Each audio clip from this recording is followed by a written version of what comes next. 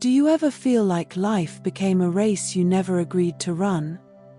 You wake up, rush, work, scroll, sleep, and somehow it still feels like you're behind. The world calls this progress. But to me, it started to feel like a quiet kind of loss. For a long time, I believed what everyone around me believed. That working hard, earning more, and pushing through exhaustion was the only path to success.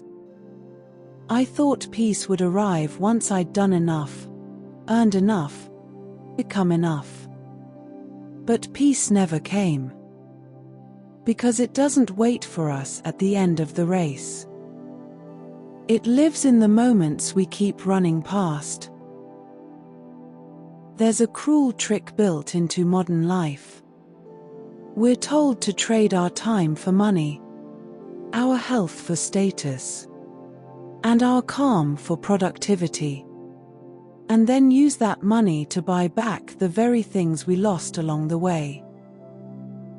We buy holidays to rest from our lives. We buy courses to learn balance. We buy gadgets to save time.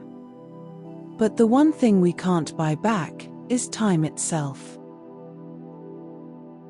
A few years ago, I decided to stop running.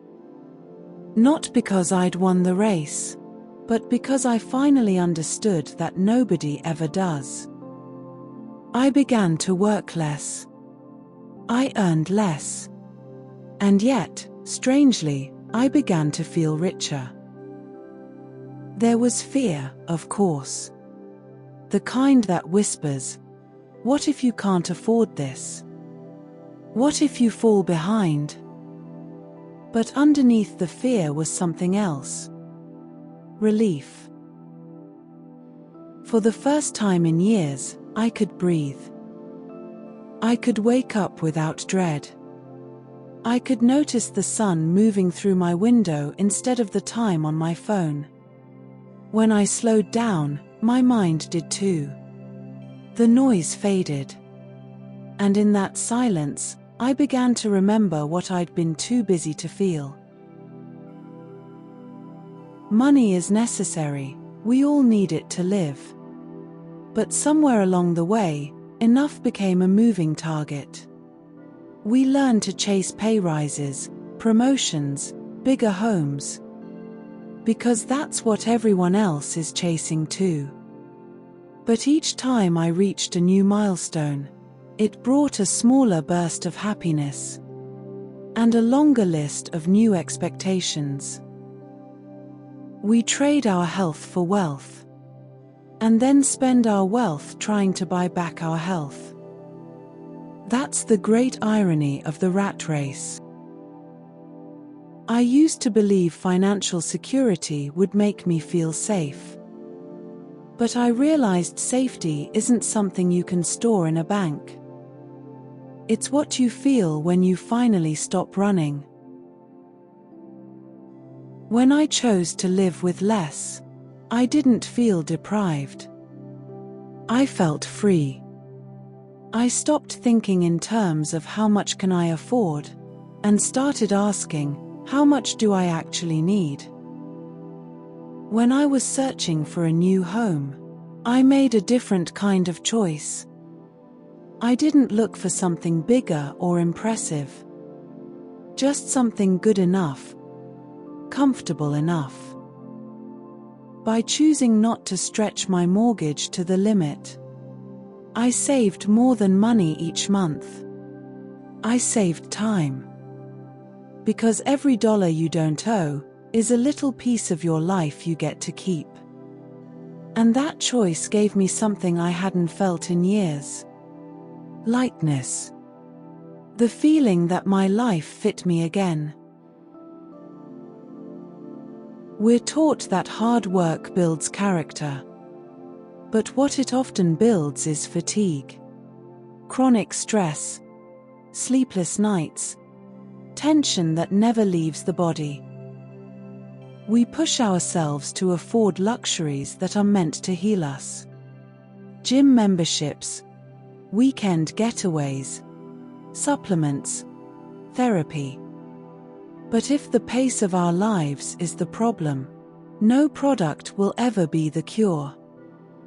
When I began working less, my body noticed before my mind did. My shoulders dropped. My breathing softened. That constant sense of rushing, even when I wasn't late, began to disappear. It's strange how health returns quietly. Not through grand gestures, but through the absence of pressure.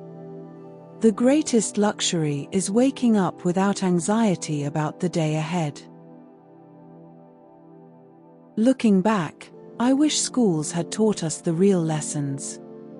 Not just how to make a living, but how to live. How to rest without guilt. How to listen to our bodies before they whisper, "Enough." Instead, we were trained for efficiency. For output. For a world that rewards speed over sense. We became excellent at surviving, but not at being well. Imagine if we were taught early on that time is precious, that self-care isn't selfish, and that contentment is a skill. Maybe fewer of us would end up spending our best years chasing goals we never chose. The older I get, the clearer it becomes. Time and health are everything. Without them, nothing else matters. With them, even an ordinary day feels like a gift.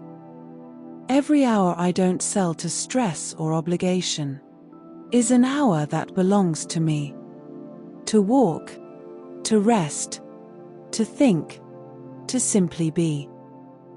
I once believed I needed more money to feel secure.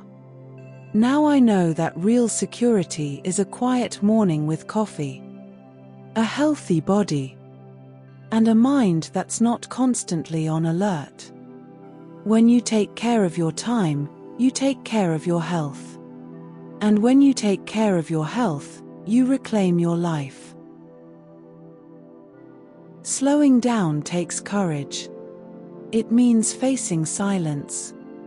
It means letting go of the story that busyness equals worth. At first, I felt guilty for doing less. The world doesn't like when you stop participating in its hurry. But over time, I learned that peace doesn't need permission. It's always been waiting, just beneath the noise. Work will always have its place, but it shouldn't take our lives to make a living. We don't need to keep running just because everyone else does. We don't need to wait for retirement to rest.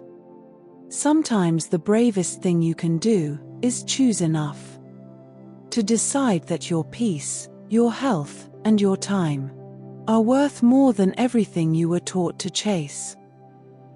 Maybe you don't need to earn more. Maybe you just need less. Work less. Live more. Because the greatest wealth you'll ever own is the time you still have.